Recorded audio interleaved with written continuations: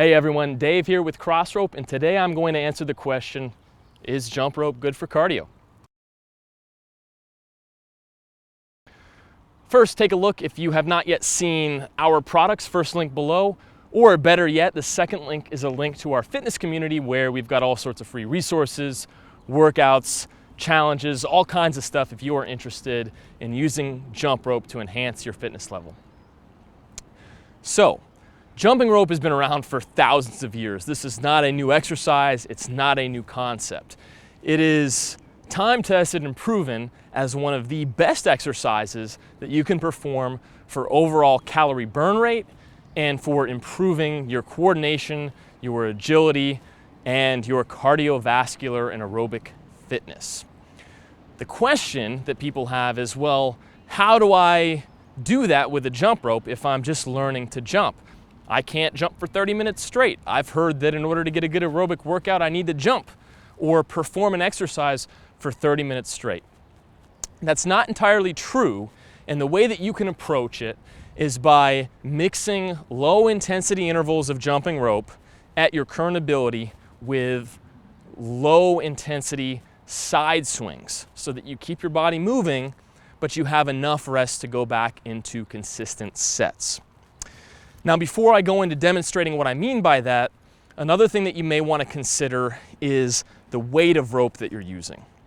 So if you're a beginner and your biggest struggle is the consistency of jumping, that is, you can't jump for long enough intervals to feel like you can keep your heart rate elevated, you might want to consider using a slightly heavier rope like a half-pound rope because it's going to give you more feedback. You'll become more consistent, and as you become more consistent and build your confidence, you'll be able to use some lighter weights of ropes to go for longer intervals. So I'm going to demonstrate with a half-pound rope, and what I want you to do is just be aware of your exertion level and how fatigued you are when you're jumping. So don't worry about jumping for a certain period of time or following a timer. All right, so start out with a nice, easy rhythmic pace. Think about breathing rhythmically. If you can, in through the nose and out through the mouth. And focus on consistency. Don't worry too much about rope speed.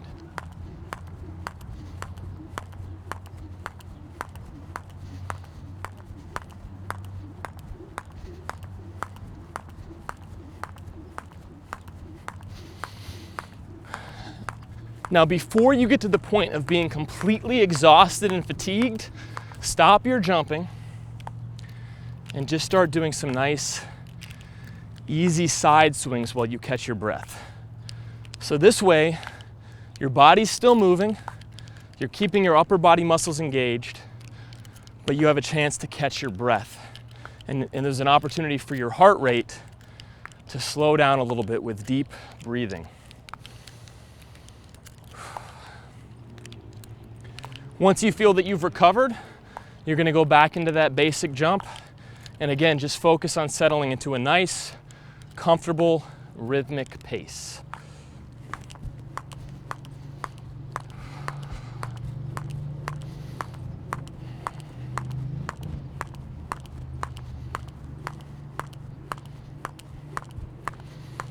And then the same thing, once you just feel like you're starting to get fatigued, don't go all the way into sort of redlining, right? You don't want to get to the point where your heart rate is so high that you're so exhausted, you're hunched over, you have to stop, you need a long recovery period, because that's too high of an exertion level and you're not going to be able to do these repetitive intervals.